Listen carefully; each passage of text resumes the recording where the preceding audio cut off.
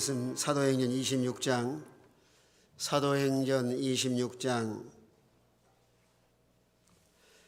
1절부터 5절까지 봉독하겠습니다. 233쪽. 아그리빠가 바울에게 이르되 너를 위해 말하기를 내게 허락하노라 하니, 이에 바울이 손을 들어 변명하되 아그리빠 왕이여, 유대인이 고발하는 모든 일을 오늘 당신 앞에서 변명하게 된 것을 다행히 여기나이다. 특히 당신이 유대인의 모든 풍속과 문제를 아심이니이다. 그러므로 내 말을 너그러이 들으시기를 바라나이다. 내가 처음부터 내 민족과 더불어 예루살렘에서 젊었을 때 생활한 상황을 유대인이 다 아는 바라. 일찍부터 나를 알았으니 그들이 증언하려 하면 내가 우리 종교의 가장 엄한 팔을 따라 바리새인의 생활을 하였다고 할 것이라. 아멘. 사도 바울은 주님을 인격적으로 만나서 특별히 하나님 말씀에 붙들림화 되어서 이제 고난 가운데서도 노마에 가서 복음을 전하리라.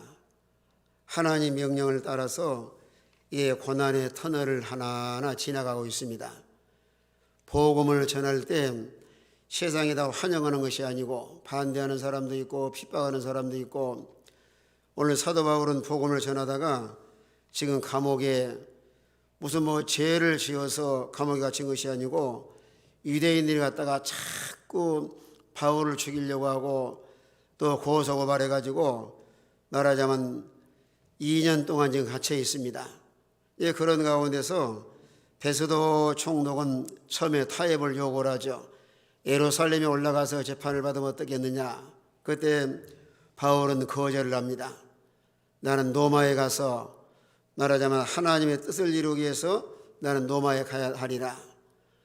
그런데 베스도는 지난 25장에서 말씀한 것처럼 유대인들이 갔다가 자꾸 요청을 하니까 베스도가 생각할 때도 바울은 아무런 죄가 없는 거예요. 그러면 죄가 없으면은 죄가 없으니까 석방해야 되는데 베스도의 마음속에는 늘 유대인들을 여론을 생각을 해요. 이거 죄가 없긴 없는데 사도 바울을 석방을 하자니 여론 정치하는 사람들은 다 여론 정치를 하기 때문에 백성들에게 많은 지탄을 받기 쉽고, 또 그렇다고 해서 사도 바울을 정죄해가지고 감옥에 갇히자니 나중에 노마 정부의 눈치를 보게 되겠습니다. 얘는 사도 바울은 노마의 시민권자이기 때문에. 그래서 이러지도 저러지도 못하다가 베스도가 이제 그러면 아그리빠 왕에게 상소한 대로 아그리빠 왕에게로 인계를 합니다. 그래 어떤 면으로는 이제 베스도는 자기의 진퇴양난의 위기를 잘 벗어나게 된 거예요. 그래서 이제 아그리빠 왕 앞에 섰을 때 사도 바울은 당당하게 조금도 왕을 두려워하거나 또 아부하지 않고 아주 담대하게 자기의 실체를 말하고, 또 그런 가운데서도 바울은 이제 복음을 전합니다. 이 아그리빠 왕 2세는 아그리빠 왕 1세가 아주 악한 왕이죠. 지난 12장에서 야고보를 죽이고 또 베드로를 옥에다가 가두고, 또 아그리빠 왕 2세도 사실은 가정적으로나 모든 면에 윤리적으로나 도덕적으로 건강한 왕이 아니에요. 그래서 자기 누이와 살면서 상당히 이 사방에서도 좋지 못한 이런 소문이 나고 있는 아주 투명하지 못하게 살아가는 이런 아그리빠 왕 2세입니다. 그런데 이제 오늘 26장 1절에 와가지고 아그리빠가 바울에게 이르되 너를 위해 말하기를 내게 허락하노라 하니, 이에 바울의 손을 들어 변명하되, 아그리빠 왕 2세는 상당히 주도적으로 이 모든 걸 다스려 나가고 있습니다. 자기가 허락하면 변명할 수도 있고 허락하지 않으면 변명할 수도 없는 그런 아주 이런 권세를 가지고 있습니다. 그러나 사도 바울이 여기서 아주 아그리빠 왕이 뭐라고 말하죠? 바울에게 이르되 너를 위하여 말하기를 내게 허락하노라 하니까, 이에 바울의 손을 들어 변명하되, 왕의 권세가 얼마나 대단한 건 알 수가 있어요. 허락하노라. 만약에 왕이 허락하지 않냐면은 바울의 복음을 전하지도 못할 뿐 아니라 베스도의 요청받아서 얼마든지 왕의 명령을 따라서 사도 바울을 감옥에 또 가둘 수가 있습니다. 그래 잠언서 21장에 말씀한 것처럼 왕의 마음도 하나님께서 다 다스리고 주장하고 계셔요. 그래서 우리가 나라의 대통령을 위해서 기도하고 또 모든 유정자들이 기도해야 될 이유 중에 하나가 나라의 정권자들이 예수를 안 믿는 지도자랄지라도 하나님을 대적하는 법을 만들면 나라가 복을 받지 못합니다. 요즘에 아주 상당히 큰 이슈 중에 하나가 이 동성애를 합법화시키려고 그러잖아요. 그러나 하나님께서 얼마나 진노하시고 섭섭해 하시겠어요. 이걸 우리 기독교뿐만 아니라 바른 이성과 정신을 가진 사람이라고 하면은 이게 얼마나 잘못된 일이에요. 창조주 하나님을 대적하는 일이고, 그러면 나라가 무질서하고 또 하나님께서 얼마나 섭섭해 하시겠어요. 그래서 우리는 지도자들을 기도할 때마다 비록 예수를 믿지 않은 지도자랄지라도 하나님을 대적하거나 창조주 하나님을 대항하는 이런 정치라든가 만약 법을 만들면은 그저 나라가 복을 받지 못하고 나중에 그저 나라도 위기와 역경을 당했다 할지라도 그 하나님이 안 도와주시는 거예요. 그래 아그리빠 왕의 마음을 하나님 움직여서 바울에게 말할 수 있는 기회를 줍니다. 그래 사도 바울은 여기서 손을 들어서, 지금 사도 바울은 29절에 말씀한 것처럼 쇠사슬에 손이 다 묶여 있어요. 그런 가운데서도 아주 담대하게 확신을 가지고 아그리빠 왕 앞에서 변명을 합니다. 그래서 사도 바울이 어떻게 변명이라고 말하면 좀 어폐가 있지만은 복음을 전하는 거예요. 얼마든지 왕이 자기 하소연을 할 수가 있어요. 왕이여, 나는 참 억울합니다. 나라를 위해 손해주는 것도 없고 사람들에게 손해주는 것도 없는데 저 유대인들이 나를 죽이려고 하고 핍박을 해서 이렇게 고발을 당해서 내가 왕 앞에 섰습니다. 자기 자신에 대해서 얼마든지 억울하고 나는 죄가 없습니다. 왜 나를 갖다가 감옥 2년 동안 가둬두었습니까? 얼마에 자기를 하소연할 수가 있지만은 또 왕에 대해서도 아부와 청할 수가 있어요. 왕이여, 나는 로마의 시민권자입니다. 그래서 정상을 참작을 해서 아무리 유대인들이 갖다가 정죄하고 나를 죽이려 한다 할지라도 나는 로마 시민권자라도 죄가 없는데 나를 죽이려고 하오니 왕이여 정상을 참작해서 나를 석방시켜 주시오. 얼마든지 말할 수 있어요. 오늘날 믿음이 없거나 또 신앙적으로 인격적으로 갖추지 못하면은 만나 막 아부와 첨하기도 쉽고 자기들 낙심하고 좌절하고 원망하고 왜 하나님을 원망할 뿐 아니라 주위 사람들이라든가 왕에 대해서도 얼마든지 원망하기 쉬워요. 사실은 바울이 죄가 없잖아요. 지난 24장에서도 25장에서도 또 사도 바울이 당돌하게 범사의 양심을 따라서 참으로 양심에 전혀 거리낌이 없이 바울은 살아왔고 하나님을 섬겨왔습니다. 그래서 왕에게도 당당하게 나는 억울합니다. 왕이여 정상 참작을 해서 지난 총독도 죄가 없다고 하지 않았습니까? 얼마든지 자기를 변명하고 또 왕에 대해서 하소연할 수가 있는데 자기의 개인적인 어떤 그런 말을 전혀 하지 않습니다. 그러면서 아그리빠 왕에게도 복음을 전합니다. 이게 중요한 것은 당장 지금 사도 바울은 자기의 생명의 위협을 당하고 있는 상황이에요. 왕의 명령 한마디면 감옥에 가둘 수도 있고 또 명령을 해서 이 사람은 당장 말하자면 없애버려라 이렇게 말하기 쉬운 거예요. 그러나 그런 가운데서도 자기의 생명을 돌보지 아니하고 아그리빠 왕에게도 좋은 기회로 삼아서 복음을 전합니다. 오로지 사도 바울 마음속에는 가난하거나 부하거나 대통령이나 왕이거나 오늘날 천하의 모든 인간은 다 아담의 자손으로 태어나서 죄 없는 사람이었고 그런 죄로 인해서 그 문제를 해결하지 못하면 사람은 다 지옥 형벌을 받을 수밖에 없습니다. 그래서 사도 바울의 마음속에는 예수님으로 충만하고 예수님으로 다른 거 말하지 않아요.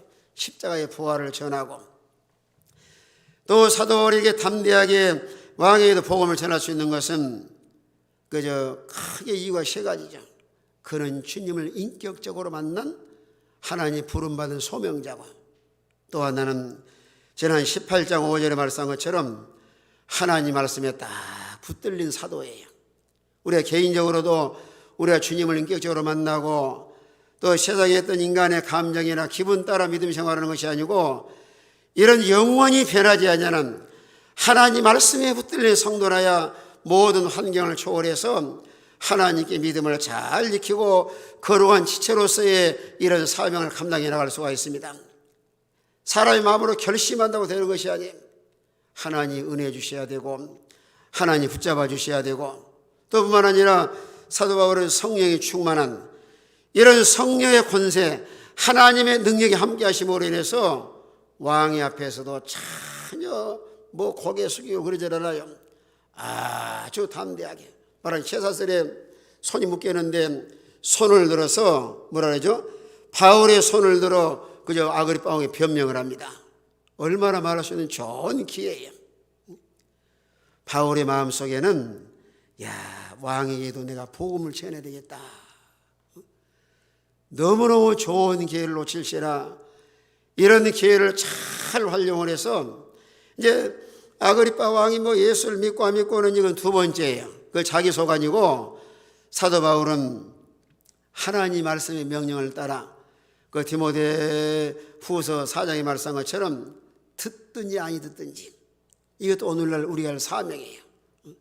여러분의 가정에서도 주위의 지인들에게도 하나님 모르는 또 그저 거듭나지 못한 이런 오늘 주위에 얼마나 주위 사람이 많이 있는데 우리가 마지막 시대에 우리가 할 일은 그저 가까운 데서부터 덜 복음을 전하는 일. 왜 우리의 사명이 중요한가 하면은 여러분 에스겔서 3장과 33장에서 뭐라고 말씀하셨어요?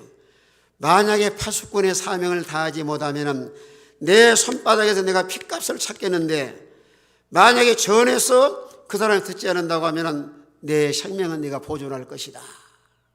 그러니까 여러분의 가정에 돌아가서도 또 친구들에게도 또 가장 가까운 사람부터 우리 할 일은 복음 전하는 일이에요. 오늘 사도 바울은 기회를 놓칠시라 왕 앞에 와서도 아주 당돌하게 지금 사느냐 죽느냐 자기의 생명의 위협을 당하면서도 내가 살아야 되겠다 그런 생각을 가진 것이 아니에요.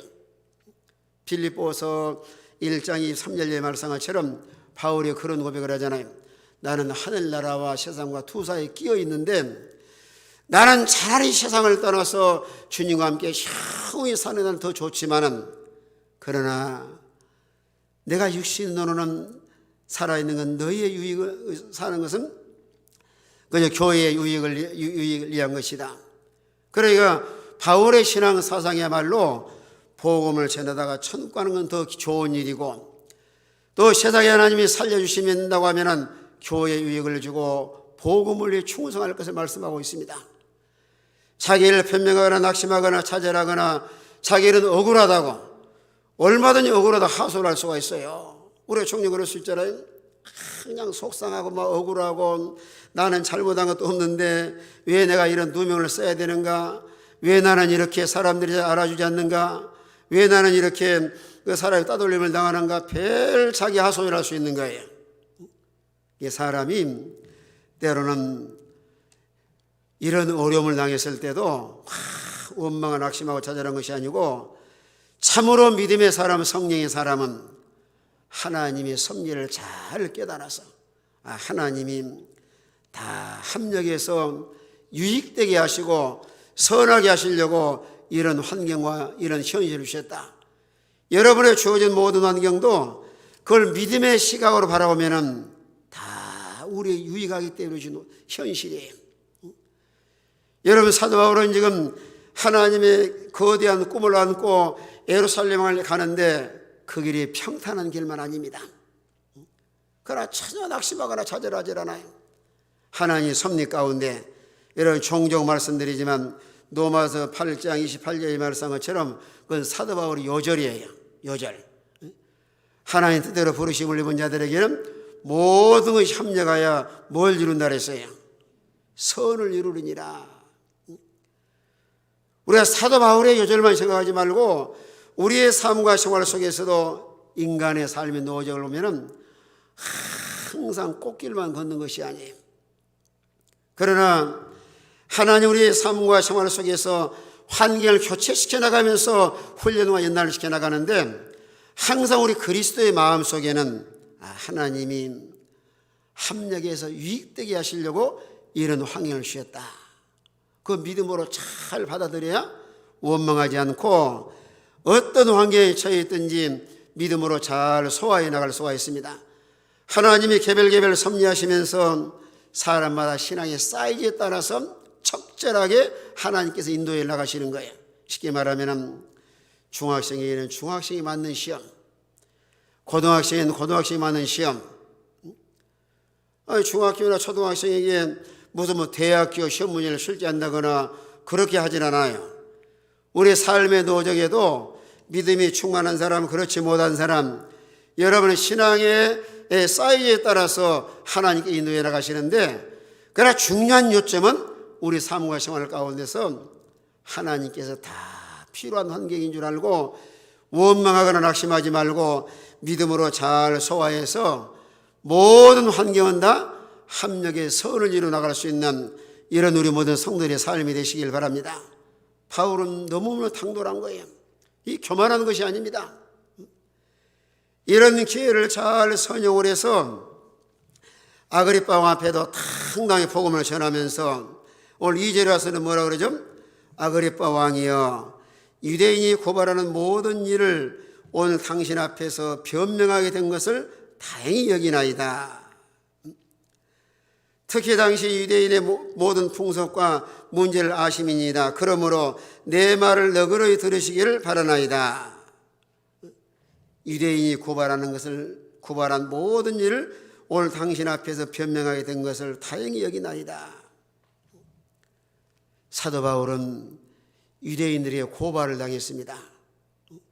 그러나 사도 바울이 무슨 세상에 남의 걸 훔치거나 남을 죽이거나 나라의 어떤 반란을 일으켰거나 죄진 것이 없어요. 그런데 유대인들이 고소했을까요? 시기하는 마음, 질투하는 마음. 우리는 이 말씀을 통해서 오늘 시대적으로 뭘 깨달을 수 있느냐 하면은 초대교회부터 오늘날까지 대한민국 역사뿐만 아니라 기독교는 계속해서 핍박을 받으면서도 하나님의 나라는 절대로 실패하지 않고 오늘날 고난 가운데서도 핍박 가운데서도 하나님 나라는 계속해서 확장되어 나가고 있습니다. 왜 그런가 하면은 세상은 복음을 다 환영하는 것이 아니에요. 왜요? 오늘 세상은 악한 영에 속해서 여러분 시대마다 얼마나 기독교만은 핍박을 받아요. 초대교회 때는 카타콤에서 동굴에 가서 예배를 드리고, 어떤 사람 그 말로는 그래요. 가다 보니까 뼈도 있고 그 자리에서 기도하다가 세상을 떠난 사람도 있고 얼마나 고난과 멸시를 당하기도 하고. 여러분 우리나라 역사도 보면은 초창기에 얼마나 기독교가 많은 핍박을 받았어요. 오늘 마지막 시대도 어둠과 빛이 서로 공존할 수 없고 하나님의 나라와 마귀가 지배하는 세계와는 서로 공존할 수가 없습니다. 그러니까 교회가는 핍박이나 이런 고난이 왔을 때 우리는 그들을 미워하거나 또 함부로 대하지 말고 그럴수록 우리 하나님께 믿음을 잘 지켜나가되 늘 기도해 주셔야 돼요. 하나님, 저들이 믿지 아니하고 알지 못해서 그러하오니 저들도 불쌍히 해서 예수 믿어 구원받아서 하나님 나라 소유하게 해 주시옵소서. 바울도 그런 고백을 해요. 왜 사도 바울이 교회를 핍박하고 예수 믿으면 잡아 죽이는데 거기에 동우가 동의했는가? 바울이 뭐라고 고백을 해요? 내가 믿지 아니할 때 알지 못해서 그랬습니다. 여러분 주위에서도 요즘에 이제 얼마나 교회가, 물론 우리가 잘못해서 욕을 먹는 걸 고쳐나가야 돼요. 그런데 하나님께 예배드리고 우리가 믿음 생활 하려고 할 때 세상 사람들이 교회 열심히 가세요, 이게 환영한 사람 없어요. 고난 가운데서도 우리가 자기를 돌아보면서 하나님 앞에 그 가운데서도 믿음을 잘 지켜나가면 하나님 궁히 여기실 뿐만 아니라 반드시 마지막 최후의 승리자는 믿음으로 나가는 사람이 최후 승리자가 되고 또 하나님을 경험하고 또 우리 모든 삶을 통해서 하나님의 영광을 드러낼 수가 있습니다. 오늘 유대인들이 고발한 것 보세요. 여러분, 바울 지금까지 계속 9장부터 예수님을 만난 이후로부터 바울의 이력을 보세요. 세상적으로 잘못한 것이 없습니다. 당당하게 23장에서도 24장에서도 양심을 따라서 하나님을 섬겨하는데, 그러나 바울은 고발을 당했던 거예요. 그러면서 이제 아그리파 왕 앞에서도 그저 내가 다행히 여기나이다 하면서 오늘 3절에 와서요, 특히 당신이 유대인의 모든 풍속과 문제를 아심이니이다. 그러므로 내 말을 너그러이 들으시길 바라나이다. 어떤 면으로는 바울과 서로 대화할 수 있는 좋은 공감대가 형성될 수 있는 왕이 아그리파 왕이에요. 그러나 여기서도 만약에 사도 바울이 아그리파 왕 2세를 얼마든지 정죄할 수 있고, 아이고 당신 같은 사람 앞에 내가 재판을 받고 심을 받겠느냐, 거절할 수도 있습니다. 그러나 정중하게 예의를 갖춰서 유대의 풍속과 문제를 당신은 잘 알고 있지 않습니까? 실제로 유대 나라의 정통과 이런 문제를 잘 알고 있는 이런 아그리파 왕 2세지만은 진리에 대해서는 무지합니다. 하나님의 진리를 모르는 거예요. 그 나라 문화라든가 그 나라 정통성을 가지고 있는 유대계의 정통성을 잘 알고 있어서 그 면으로 서로 통해요. 그 면으로는. 그것도 문화적인 면이라든가 그 나라 유대 나라의 전통에 통하지만은 진리는 통하지 않는 거예요. 여기서 중요한 것은요, 여러분이 세상 사람들이 핍박하고 말할 때 진리를 모르잖아요. 그래 아무리 진리 설명 잘 이해 못합니다. 어른이도 세상의 문화라든가 나라의 전통적으로 서로 대화가 되려니 몰라도 이런 복음의 세계에서는 전혀 이해를 못하는 거예요. 그러니까 교회를 핍박하는 사람이나 비난하는 사람들은 하나님 모르니까 예배도 잘 이해하지 못하고 꼭 그저 교회 가서 예배 드리고 기도해야 되느냐, 자 이해를 못합니다. 이해를 못해.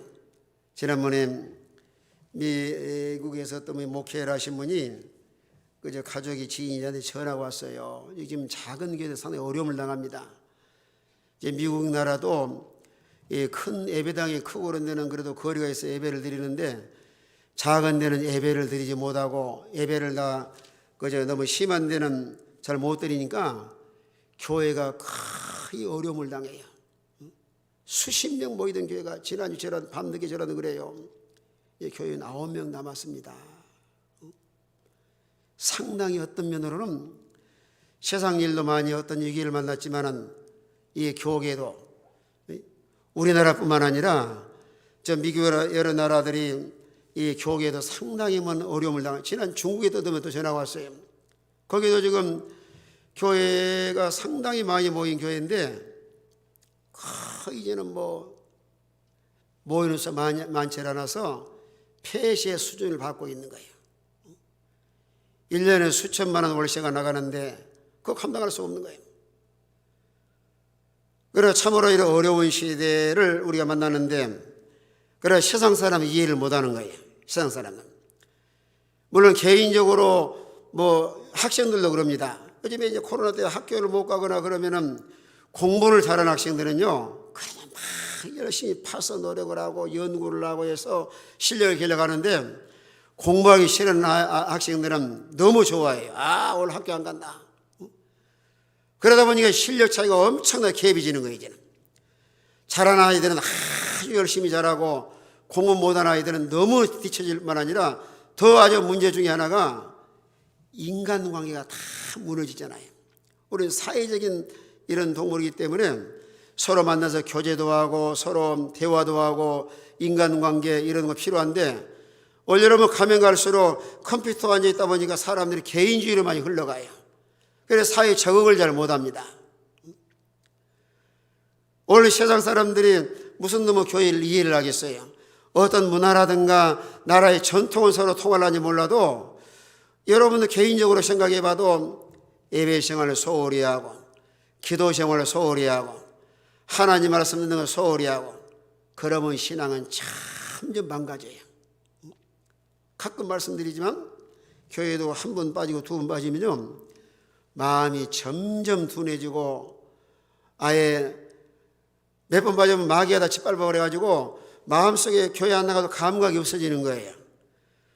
우리는 완벽하거나 아직까지 성화되지 않았기 때문에 계속 말씀 들어야 되고요, 찬송 불러야 되고 하나님에다 기도하셔야 그래도 영적으로 해나갈 수가 있고, 아예 예배 생활을 접어버리면 하나님과 아주 멀어집니다.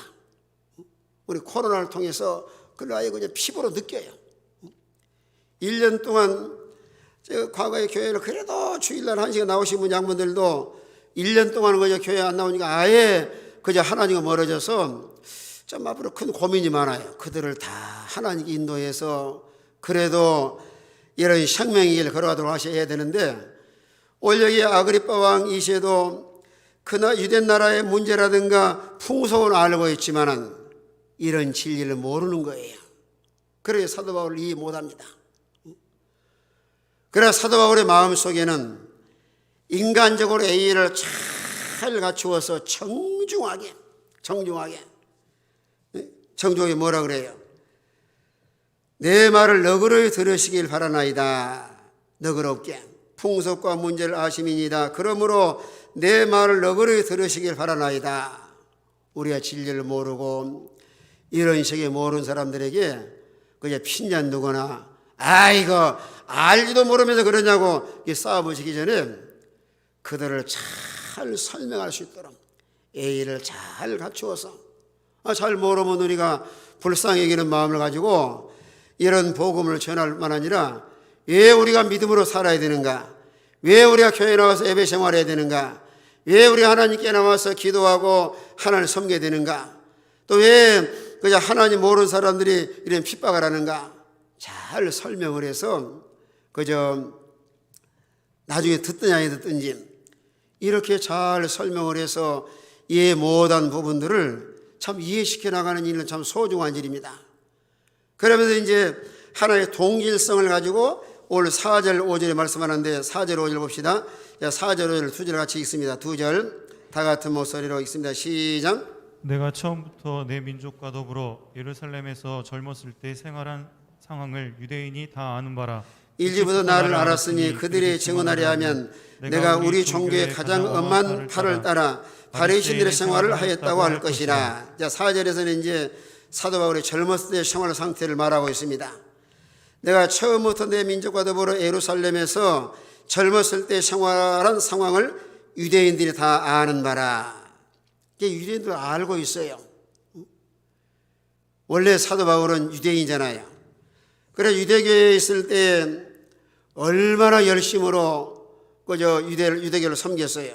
갈라디아서 1장 13절 14절에 보니까 아주 너무 열심히 하다 보니까 교회를 박해하고 교회 다닌 사람을 벌주고, 그러니까 그 마음속에 아주 뜨거운 열심이 있는데, 여러분 열심도 잘못된 열심은 도리어 하나님과 멀어지고 예수 믿는 사람 핍박하고 하나님의 교회를 박해하고, 잘못된 열심. 우리가 열심도 참으로 예수를 믿어 중생한 성도가 이런 진리 안에서 믿음으로 열심을 내야 아주 가치 있고 영향가 있는 이런 믿음의 세계에 살아갈 수 있는데, 바울은 주님을 모르고 아주 열심으로 유대교를 섬기다 보니까 교회를 핍박하고 교회 다니는 사람 막 벌 내리기도 하고, 그 갈라디아서 1장을 한번 보시죠. 갈라디아. 과거의 사도 바울이 아주 열정적이었습니다. 사실은요. 얼마나 열심히 했는가. 갈라디아서 1장 13절 14절. 과거의 사도 바울 믿기 전의 생활입니다. 자, 13, 14 두 절 같이 있습니다. 다 같은 목소리로 시작. 내가 이전에 유대교에 있을 때 행한 일을 너희가 들었거니와 하나님의 교회를 심히 박해하여 멸하고 내가 내 동족 중 여러 영갑자보다 유대교를 지나치게 믿어 내 조상의 전통에 대하여 더욱 열심히 있었으나 과거에는 잘못된 열심으로 인해서 교회를 심히 박해하고 멸하고 내가 내 동족 중 여러 영갑자보다 유대교를 지나치게 믿어. 하여튼 사도 바울은 아주 열심히 있는 사람이에요. 바울은 세상에 나가서도 무엇을 해도 크게 성공할 사람입니다. 배경이 좋죠. 얼마나 자기 일에 대해서는 열심이고 아주 뛰어날 정도로 열심인데, 그러나 잘못된 열심으로 인해서 교회를 박해하고 많은 사람을 멸하고, 지난날의 사도 바울의 그런 삶이었지만은 아그리빠왕 앞에서 내가 예수를 믿고 나니까 이렇게 변화되어서 당신에게도 복음을 전하게 되었습니다. 복음을. 그러면서 이제 그 상황을 유대인들 아는 바라 하는 것도 5절에서 일찍부터 나를 알았으니 그들이 증언하려 하면 내가 우리 종교의 가장 엄한 팔을 따라 바리새인의 생활하였다고 할 것이라. 이 사도 바울은 철저한 유대교 정통교의 이런 사상을 가지고 있는 배경을 가지고 있습니다. 그 헬라 학파의 갈말레 문화sek으로서 율법에 엄청난 엄한 교육을 받은 거예요. 오늘날 말하면 거의 완벽주의자입니다. 완벽주의자. 여러분, 완벽주의자와 같이 살면 힘들어. 사람이 피곤하고 같이 너무 힘든 거예요. 그런 완벽주의자인데, 그래서 사도 바울이 이제는 철저하게 교육을 받아서 어느 바나나 수에서도 피가 나오지 않을 정도로 이런 완벽주의자예요. 그러나 여기서 뭘 우리는 배워야 되냐면은, 참으로 바른 진리를 바르게 배웠다고 하면은 치우침이 없이 균형 잡히고 영육 간의 건강한 삶을 살아갈 수 있습니다. 잘못된 사상과 잘못된 걸 배워서 나가면은 자기는 완벽적으로 나가려는지 몰라도 교회나 다른 사람에게 많이 살아 힘들게 해요. 우리는 성경 말씀을 바르게 잘 배워야 하나님 앞에나 사람 앞에 치우침이 없이. 그래서 예수님이 노을 모델이시죠. 누가복음 2장 52절 말씀한 것처럼 2장에서 예수님이 12살짜리 모습을 보면은 하나님의 성전에서 묻기도 하고 듣기도 하시면서 성장을 하시는데 52절에 가서 말씀을 하셔요. 키가 자라고 지혜가 자라고 하나님과 사람 앞에도 사랑스러워 가시더라. 여러분, 교회를 다녀도 하나님의 진리를 바르게 잘 배운 사람은 어디 가나 치우침이 없이 가정생활도 충실하고 회사에 가서도 충실하고 인간관계 속에서도 그저 좋은 관계를 유지하고 또 하나님 앞에서도 그 신실하게 기본에 충실하게 믿음을 잘 지켜나가고, 잘못된 사상과 잘못된 지식은 모든 관계를 무너뜨려요. 하나님과의 관계, 인간과의 관계, 또 생활 속에서도 망가뜨리는데, 우리가 진리를 제대로 잘 배웠다고 하면 참으로 중생을 해서 하나님 말씀으로 잘 양육받은 사람은 모든 면에 건강하고 삶과 생활 속에서도 이런 균형 잡힌 생활을 할 수가 있습니다. 그래서 오늘 시대적으로 우리 모든 성도가 치우치지 말고 성경으로 돌아가야 돼요. 저는 사도행전 2장을 보면서 늘 우리 성도들에게 교훈하고 싶은 말씀 중에 하나가, 참으로 예수 믿어 구원받은 신자로서 말씀으로 잘 양육을 받아야 많은 사람에게 칭송을 받을 수가 있는 거예요. 예수를 제대로 믿고 하나님 말씀을 제대로 양육을 받았다고 하면은 많은 사람이 지탄의 대상이 아니라 사람들에게 다 칭송받을 만한 이런 우리 모든 믿음의 성도들이 되시길 바랍니다. 이게 바른 신앙을 소유한 사람이에요. 우리 항상 하나님 말씀을 우리가 주여 주여하고 입술로 하는 그런 것이 아니라 하나님 말씀으로 잘 양육을 받아서 어느 한쪽으로 치우침이 없이. 바울은 이렇게 가말리엘의 학파의 엄한 율법의 교육을 받아서 완벽할 정도로 그저 흠이 없는 사도 바울인데, 우리는 진리 말씀을 바르게 잘 배워서 하나님 앞에나 사람 앞에 구김살에 없이 건강하고 균형 잡히고 오늘 세상 사람들에게도 칭송받을 만한 이런 우리 모든 성도가 되시길 바랍니다. 자, 한 군데만 읽고 마치겠습니다. 사도행전 2장 47절을 보세요. 47절. 2장 47절. 구원받아 성령 체험하고 은혜 받은 초대교회 최초의 초대교회가 세워졌을 때 이들이 사도의 가르침을 잘 받아서 얼마나 건강하고 균형점이 신자였는가. 47절 다 같이 읽습니다. 다 같은 목소리로 시작. 하나님을 찬미하며 또 온 백성의 칭송을 받으니 주께서 구원 받는 사람을 날마다 더하게 하시니라. 자, 이 47절 말씀이 우리 성도들이 다 실천하는 말씀이 되셔야 됩니다. 하나님을 찬미하며 또 온 백성에게 뭘 받으니 이랬어요? 칭송을 받으니. 그로 인해서 주께서 구원받는 사람을 날마다 더하게 하시니라. 오늘 저녁에도 우리가 주의 말씀을 잘 깨달아서 항상 우리 자신도 살고 다른 사람도 살려가는 복음을 전할 기회에 부지런히 증거하시고 또 고난 가운데서도 그저 억울하다고 생각하고 낙심하거나 좌절하지 말고 믿음으로 잘 소화할 뿐만 아니라 하나님 말씀으로 잘 양육을 받아서 치우침이 없이 균형 잡히고 건강한 믿음을 소유할 수 있는 이런 우리 모든 성도가 되시길 바랍니다. 다 같이 한번 통성으로 기도하겠습니다.